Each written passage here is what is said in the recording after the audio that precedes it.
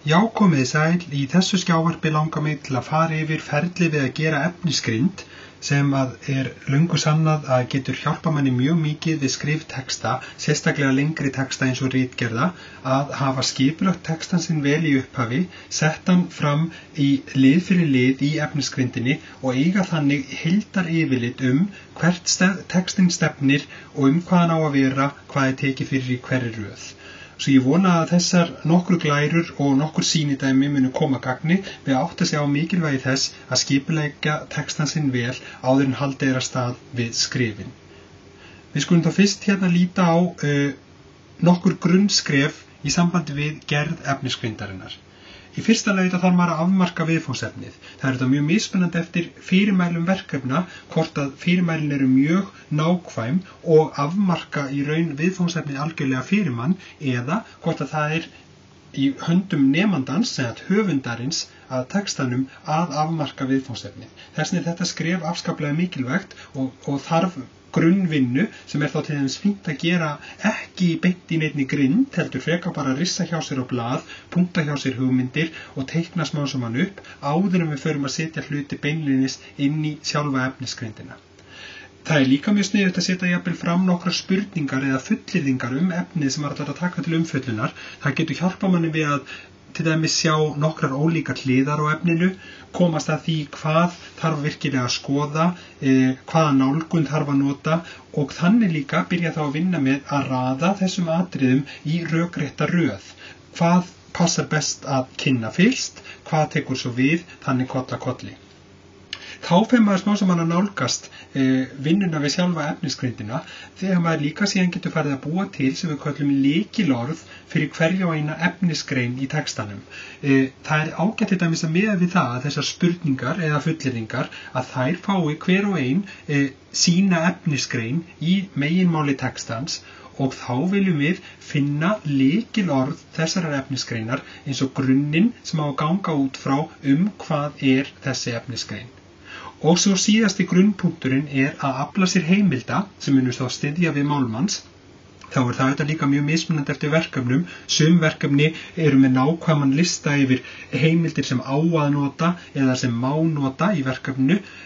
Önnur verkefni hins vegar eru með mjög opin fyrirmæli gagnvart heimildum og það er þá aftur nemandans, höfundarins að finna út úr því hvaða heimildir hægt er að nota og afla sér þeirra. Sem dæmi verkefni tók ég hérna sem ég átti til verkefni Snorra Sturluson, sem er þá dæmigert verkefni sem að býður upp á, þarna til dæmis frekar frjálsar hendur höfundarins til dæmis heimildanótkunnina og líka útlistun þannig sé á sjálfu efninu. Það eru gefnar svona nokkrar útlínur eins og við sjáum hérna í fyrirmælunum. Maður er að skrifa sem umfjöllun Snorra, maður er að leita upplýsinga mann, finna svör við spurningum sem voru gefnar með og það er auðvitað að hjálpa manni þá líka við að finna svona vissa nálgun eða vissan þráð í umfjölluninni og maður á að vinna úr upplýsingunum á sjálfstæðan hátt og svo framvegis og skrifa góðar og skýrar efnisgreinar efnið. Við getum litið hérna á þessar spurningar sem fylgdu með í þessu verkefni sem eru þá líka dálítið dæmigerðar fyrir spurningar sem væri gott að semja þá sjálfur þegar maður væri að vinna svona grunnvinnu með sitt viðfangsefni. Þetta er allt saman ágætis spurningar sem kom inn á ýmsar hliðar í ævi, ferli og störfum Snorra og við getum þá líka leikja okkur að því að búa hérna til nokkur lykilorð út frá þessum spurningum. Við getum þá setta hérna í reiti með hliðin á, til dæmis þessu hérna, hvenær var Snorri fæddur, hjá hvernig var hann alinn upp, hvernig hlaut hann menntun sína, getum við sagt eins og æska, uppeldi og menntun. Þetta væri þá eins og lykilorðin sem myndu fanga þessa umræðu, getur til dæmis vel verið ein ágætis efnisgrein þetta þrett. Svo getum við fært okkur hérna neðar hvar bjó hann á fullorðinsárum, bústaðir, þeins getum við haft þá svona eins og lykilorð sem við getum séð hvort það myndi passa við eitthvað annað þegar við ferum að fikra okkur áfram. Ætt og tími, það getum við sagt eins og tímabil, umhverfi getum við líka nefnt og svo kemur hérna inn á ritverkin, þá er það kannski mitt skrifin, sem sagt skrif hans væru greinilega eitthvað sem við myndum vilja taka sérstaklega fyrir og svo í tengslu við þessa spurningu til dæmis þá getum við nefnt hérna ævilok að við myndum vilja koma sérstaklega inn á það. Þannig getum við smám saman byrjað að fikra okkur áfram og finna lykilorðin með viðfangsefninu sem við síðan viljum koma smám saman inn í grindina í ágætlega rökréttri röð, sameina sumt, fella annað út og annað sem mögulega þarf að gera. Hér ég þá síðan með nokkra minnispunkta í sambandi við það að fylla út sjálfa grindina. Það góð regla að byrja á því að setja lykilorðin þegar maður búin að ákveða þau fremur skýrt sem hver þau væru, að máta þau inn í meginmál efnisgrindarinnar. Við erum sagt með í efnisgrindinni reiti sem eru þá fyrir hverju eina efnisgrein í meginmálinu. Kíkjum kannski snöggvast rétt aðeins á tóma grind svo við áttum okkur á því hvernig það kæmi út.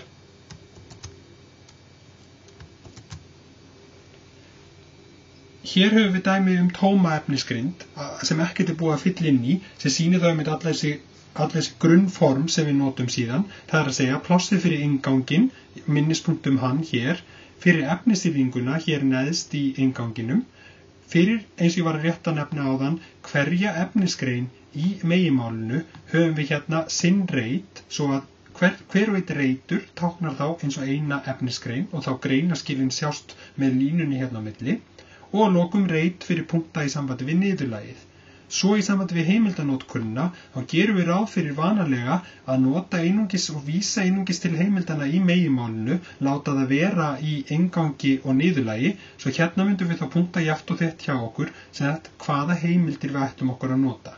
Og þá til dæmis eins og vorum að nefna áðan lykilorð eins og æska, ætt og menntun eitthvað svoleiðis, þá gætum að til dæmis sett hérna þá inn. Svona, þetta væri þá eins og frumskref í því þá að byrja að raða niður, sem sagt, lykilorðunum í efnisgreinarnar í meginmálinu. Þá, síðan þegar við erum búin að setja lykilorðin inn, þá myndum við semja næst lykilsetningarnar fyrir hverju eina efnisgrein. Lykilsetning fyrsta málsgreinin í viðkomandi efnisgrein og hún á að vera lýsandi fyrir innihaldið, hún á að kallast þá líka á við lykilorðið, að því að lykilorðið sjálft þetta birtist ekki í textanum, það bara bakgrunnsupplýsingar fyrir höfundinn, svo þá viljum við að kallist vel á við lykilorðið og innihaldið í efnisgreininni. Svo getum við sett inn nánari minnispunkta fyrir hverja efnisgrein í kjölfarið hvernig við ætlum að leiða umræðin áfram og svo framvegis. Þegar þetta komið og þá meginmálið orðið ansi skýrt, þá fínt að semja efnisyrðinguna, því við viljum líka alltaf tryggja að hún tengist öllum efnisgreinunum í meginmálinu. Svo það skiptir máli að hafa virkilega hugsað meginmáli vel út áður maður fer að orða efnisyrðinguna endanlega. Að lokum síðan semur maður annars vegar lokapunkta sem taka saman helstu niðurstöðunar og inngangspunkta sem kynna efnið fyrir manni. Og þannig erum við búin að ramma inn frásögnina og komin með mjög góðan vísi að efnisgrind sem við síðan auðvitað horfum síðan yfir í heild og samræmum og göngum og skuggum að allt virðist passa saman. Að lokum getum við síðan sett inn minnispunkta heimildirnar sem að hvaða heimildir við ætlum að nota, hvaða blaðsíðu úr viðkomandi bók og svo framvegis. Kíkjum endilega á dæmum útfyllta svona grind. Hér ég búin að fylla inn samkvæmt punktunum sem ég sýndi áðan grind í sambandi við Snorra Sturluson og þá sjáum við til dæmis að ég var þá fyrst hérna búin að nefna setja inn lykilorðin hérna jafnt og þétt í meginmálið, þau eru með stórum stöfum, síðan höfum við skáletraðin bara í efnisgrindinni svo við sjáum það skýrt og greinilega lykilsetningarnar, það eru þá skrifað bara með venjulegu letri í sjálfum textanum, höfum við lykilsetningarnar þar á eftir og síðan svona minnispunkta fyrir höfundinn til þess að mun eftir hvert hann ætlar að leiða umræðina, hvað hann ætlar helst að koma inn á. Við sjáum síðan líka heimildanótkunina, þá það nefnt hérna jafnt og þétt og athugum að við förum ekkert að setja fulla færslu, heimildafærslu í þennan litla reit, við setjum einfallega svona minnispunkta þarna með þá nöfnunum á viðkomandi skjali eða vefsíðu og blaðsíðutali mögulega, en svo má hins vegar gjarnan fylgja með bara á næstu síðu og eftir svona drög að heimildaskránni sem þá vísunin í það hvað maður ætlar að nota og þannig er maður smá saman að fikra sig áfram með heimildanotkunin annars vegar og hins vegar heimildaskrána meira segja líka. Svo þetta alveg nóg í grindina að nefna bara svona grunnatriði sem maður átti sig á því hvað maður ætlaði sér að nota. Svo þá líka komið hérna fyrir ofan smá inngangspunktar og efnisyrðingin. Það er búið að orða hana hérna svo hún þá líka komin á hreint. Hún hérna í fullyrðingaformi. Það líka að hafa hann í spurningaformi. Ég ákvað hérna að nota fullyrðingaformið. Og síðan líka nokkri punktar hérna í lokin sem eiga þá eins og að taka saman efnið og koma með lokapunkt, skilja lesandan eftir öruganum að öllum þráðum hafi nú verið safnað saman að endingu. Svo það að fylgja efnisgrindinni. Það ekki nóg að gera mjög góða og fína efnisgrind sem að lítur mjög vel út ein og sér. Maður verður líka munið eftir að fylgja eftir þegar maður skrifar sjálfan textan. Þess vegna verður maður að passa sig á og munið eftir að hafa hana nú alltaf við hlið sér þegar maður skrifar sjálfan textan, nota hana sem þetta hjálpartæki sem hún getur verið, muna líka eftir að vera trúrenni, til dæmis hvað varðar efnisyrðinguna, hún verður samhljóða í grindinni og í textanum og birtist auðvitað í textanum sjálfum líka, hvar maður setur greinaskil samanber reitina í grindinni, hvernig lykilsetningarnir eru, þær eru sömuleiðis að vera samhljóða milli grindar og texta, við getum séð dæmi þetta rétt og eftir. Ef maður þarf síðan að breyta einhverju, þá maður fyrst að breyta því í grindinni og síðan halda áfram með skrifinu og textanum. Það líka gert til þess að maður sé nú vissum að maður sé ekki að fara út á sporinu með neitt, sjá það fyrst í grindinni hvernig það gerir sig áður maður fer að fara út á sporinu í textanum sjálfum. Svo skoðum við alltaf að inngangurinn, efnisyrðingin, meginmálið og niðurlagið kallist allt á, ímynda sér svona eins og rauðan þráð í gegnum allan textan og það sé greinilega allt í góðu samræmi. Og að lokum auðvitað mun eftir að nýta heimildirnar jafnt og þétt, eins og maður ætlaði sér samanber grindina, geta þeir auðvitað á skýran hátt í textanum, ýmist þá með neðamálsgreinum eða svigatilvísunum, hvort sem maður vill frekar nota, svo að lesandinn geti þá farið í viðkomandi heimild og kynnt sér máli nánar. Hér að lokum höfum við núna dæmi skrif textans eftir efnisgrindinni. Takið eftir hvernig ég er búin að kljúfa skjáinn. Þetta mjög sniðugt atriði sem hægt að gera í Word með því að fara efst í hægra hornið og draga þar niður línuna.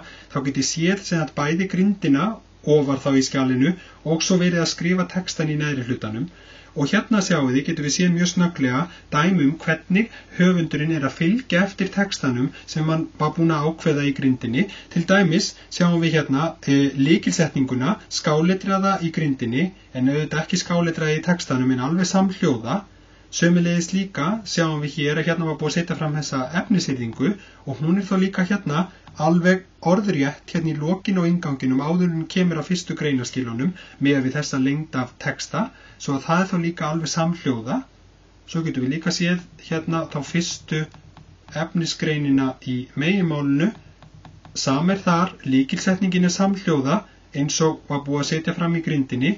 Svo einmitt unnið áfram úr því sem að nefnt var að maður ætlaði að ræða í grindinni en rætt hérna núna fullum fetum og svo líka getið heimildana jafnt og þétt, til dæmis hérna innan sviga á vissum stöðum, alveg eins og við höfum nefnt að við ætluðum að nýta þessar viðkomandi heimildir þegar við værum að ræða þessi atriði. Þannig þarf alltaf að spila saman grindin og textin.